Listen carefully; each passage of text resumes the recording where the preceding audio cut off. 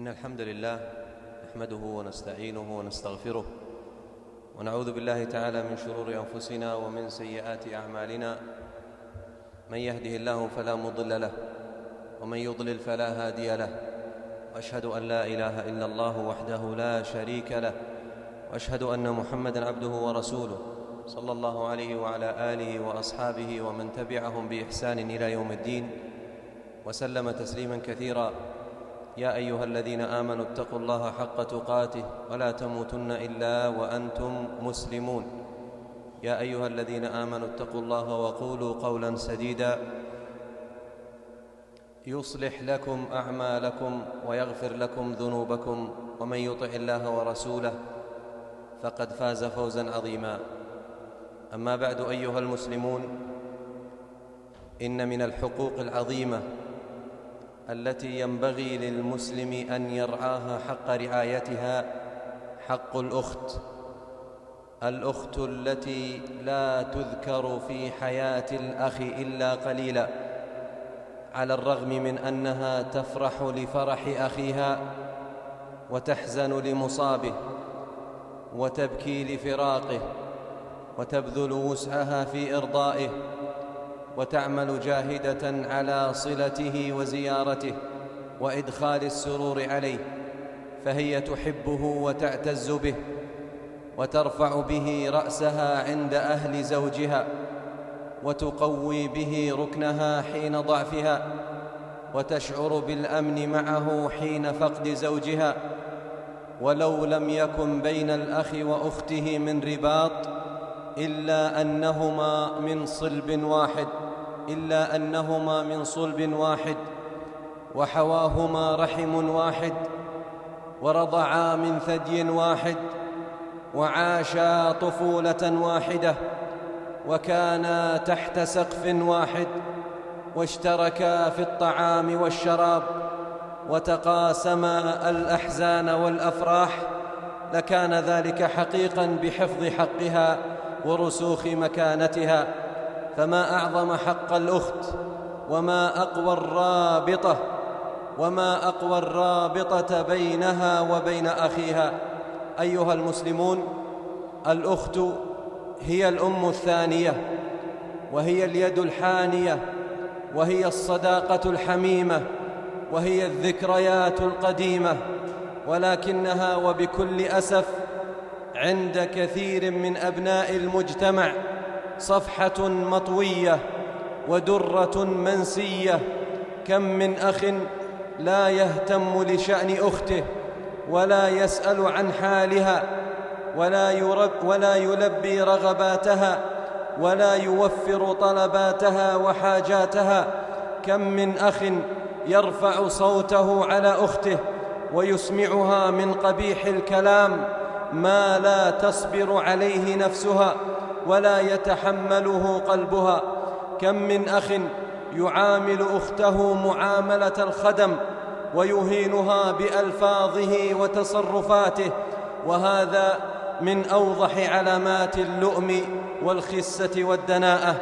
ولقد كان الرجل العربي قبل الإسلام يكرم أخته غاية الإكرام ويحميها ويعضدها ويجبرها إذا انكسرت ويغنيها إذا افتقرت ويشد من أزرها إذا ضعفت ويواسيها إذا حزنت وينتخي بها ويمدحها بأشعاره، بل كانت تقوم الحروب وتشن الغارات من أجل صيحتها وفي سبيل حفظها وكرامتها. ثم جاء الإسلام فزادها رفعة إلى رفعتها ورتب الثواب العظيم على رعايتها والإحسان إليها. فعن أبي سعيد الخدري رضي الله عنه قال: قال رسول الله صلى الله عليه وسلم: لا يكون لأحد 3 بنات أو 3 أخوات أو بنتان أو أختان فيتقي الله فيهن ويحسن إليهن إلا دخل الجنة. وقال عليه الصلاة والسلام: من عال 2 أو 3 بنات أو أختين أو 3 أخوات حتى يمتن أو يموت عنهن كنت أنا وهو كهاتين، وأشار بإصبعيه السبابة والوسطى. فيا أيها الأخ الكريم، أختك أختك، أختك أختك، أختك أختك، هي لحمك ودمك وشرفك وعرضك، فيها من الأم الحنان وفيها من الأب الرحمة، لها المحبة والتقدير والإجلال والاحترام، وتستحق منك الكثير الكثير. اسمع إلى تضحية جابر بن عبد الله رضي الله عنهما، اسمع إلى تضحية هذا الصحابي الجليل بمستقبله، اسمع إلى تضحيته بمستقبله من أجل أخواته. يقول رضي الله عنه: غزوت مع رسول الله صلى الله عليه وسلم، وفي قفولنا إلى المدينة، أي عند رجوعنا إلى المدينة، استأذنته وقلت: يا رسول الله، إني عروس فأذن لي، إني عروس فأذن لي. فأذن له النبي صلى الله عليه وسلم وقال: هل تزوجت بكرا أم ثيبا؟ فقلت: تزوجت ثيبا، أي بعد رجل. فقال لي: هل لا تزوجت بكرا تلاعبها وتلاعبك؟ قلت: يا رسول الله، يا رسول الله، استشهد والدي ولي أخوات صغار، فكرهت أن أتزوج بكرا مثلهن فلا تؤدبهن ولا تقوم عليهن. وفي رواية قال رضي الله عنه: يا رسول الله، إن لي أخوات، فأحببت أن أتزوج امرأة تجمعهن وتمشطهن وتقوم عليهن. وفي رواية في الصحيح قال رضي الله عنه: إن لي أخوات يا رسول الله، فخشيت أن تدخل زوجتي بيني وبينهن، خشيت أن تدخل بيني وبينهن. فانظروا رحمكم الله كيف تنازل جابر رضي الله عنه عن رغبته وضحى بمستقبله من أجل أخواته لما استشهد أبوه في غزوة أحد ولم يكن لهن عائل غيره، وكن 6 أخوات. فنعم الإخوان، نعم الإخوان الذين لا ينسون أخواتهم حتى بعد زواجهم. فأخبرني أنت، أخبرني أنت، أخبرني أنت عن حالك مع أختك، أخبرني عن حالك مع أختك. متى زرتها؟ متى زرتها؟ متى دخلت بيتها؟ نعم الإخوان الذين لا يعيقهم عائق عن الإحسان إلى أخواتهم وإكرامهن وإعطائهن ما يردن والوقوف معهن في هذه الحياة القصيرة. أخبرني أنت، متى أعطيتها شيئا من مالك؟ متى أهديتها هدية؟ ما هو نصيبها من دعائك؟ هل تسألها عن حالها؟ لقد ادخرتك ذخرا في مستقبل الأيام، فكن عند حسن ظنها، كن عند حسن ظنها. أخ إن نأت دار به أو تنازحت، فما الود منه والإخاء بنازح، يبرك إن يحضر ويرعاك إن يغب، وتأمن منه مضمرات الجوانح. ألا يكفيكما أنكما من صلب واحد، وخرجتما من رحم واحدة، وعشتما تحت سقف واحد، وأكلتما الطعام والشراب سويا، ورضعتما من ثدي واحد. فالله الله في الأخت أيها المسلمون، الله الله في الأخت، فإن في صلتها أجران: أجر الصلة وأجر البر. فإن الوالدان يحبان أن يتواصل أبناؤهما حتى بعد موتهما، فإن الوالدان يحبان أن يتواصل أبناؤهما في حياتهما وحتى بعد موتهما. وفي الصدقة على الأخت أجران: أجر الصدقة وأجر الصلة. قال صلى الله عليه وسلم: الصدقة على الفقير صدقة، وعلى ذي الرحم 2، صدقة وصلة. وفي إهداء الأخت أجران: أجر الهدية وأجر الصلة. فعن ميمونة زوج النبي صلى الله عليه وسلم ورضي الله عنها قالت: استشرت النبي صلى الله عليه وسلم في جارية أريد أن أعتقها، جارية عندها تريد أن تعتقها، فاستشارت النبي صلى الله عليه وسلم فقال عليه الصلاة والسلام: أعطيها أختك وصلي بها رحمك فإنه خير لك. مع أن العتق يا إخواني، مع أن العتق ثوابه عظيم، العتق ليس له جزاء إلا الجنة، العتق ثوابه عظيم، وهي تريد هذا الثواب العظيم، تريد هذا الأجر، تريد أن تعتق هذه الجارية، لكنها لما استشارت النبي صلى الله عليه وسلم قال: أعطيها أختك وصلي بها رحمك فإنه خير لك. أقول ما تسمعون وأستغفر الله لي ولكم ولسائر المسلمين من كل ذنب وخطيئة فاستغفروه إنه هو الغفور الرحيم.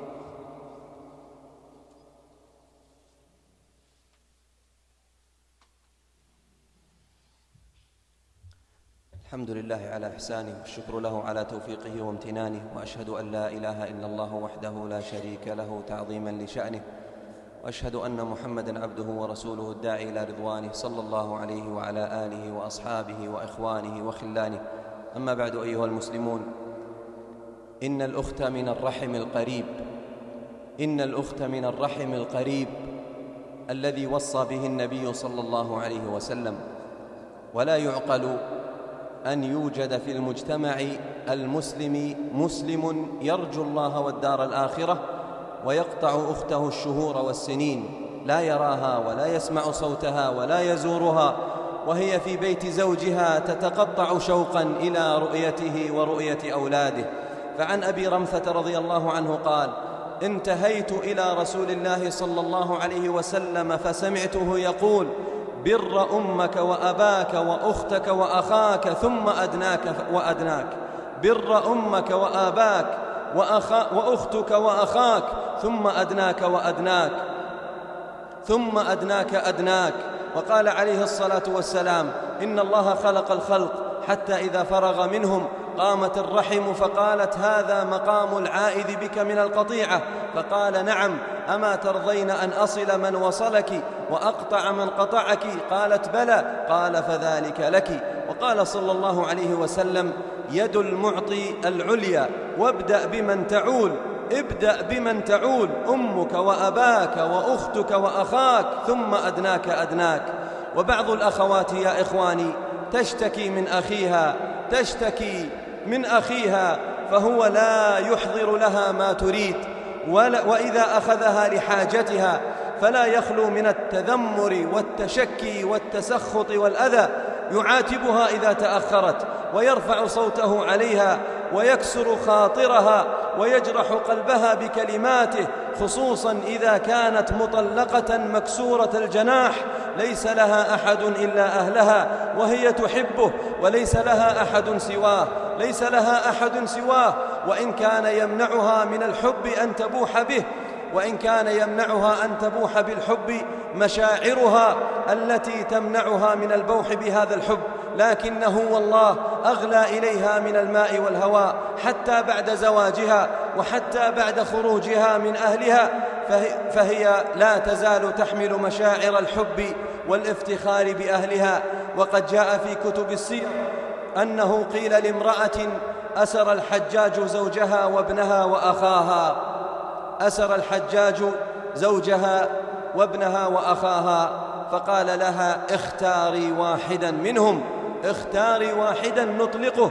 قالت: الزوج موجود والابن مولود والأخ مفقود. فقال الحجاج: عفوت عن جماعتهم لحسن كلامها، عفوت عن جماعتهم، عفى عنهم كلهم لحسن كلامها. وصدقت، صدقت، فإن الزوج موجود وبدلا منه زوج آخر، والابن مولود، لكن الأخ هو المفقود، الأخ هو المفقود. أسأل الله تعالى أن يعيننا وإياكم على الإحسان لأخواتنا، أسأله سبحانه أن يعيننا وإياكم على الإحسان لأخواتنا، وأن يوفقنا لصلتهن وإكرامهن، وأن يجمعنا بهن في جنات النعيم. إنه ولي ذلك والقادر عليه.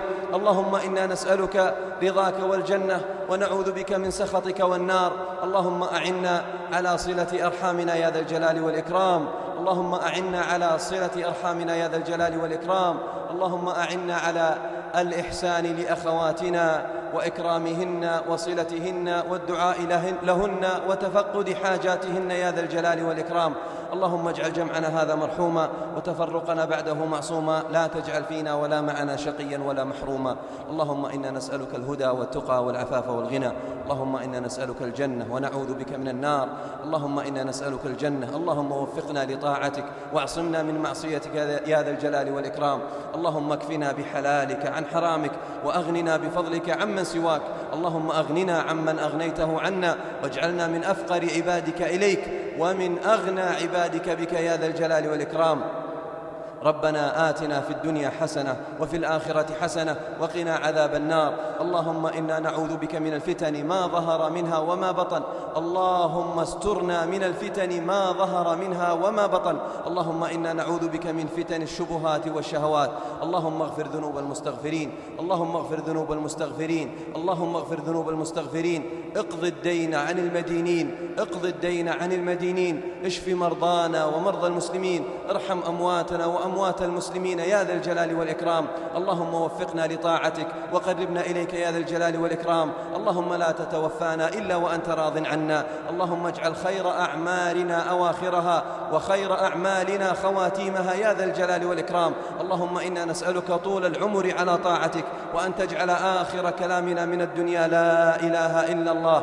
اللهم اغفر لنا ما سلف من الذنوب وكان يا رحيم يا رحمن. سبحان ربك رب العزة عما يصفون وسلام على المرسلين والحمد لله رب العالمين.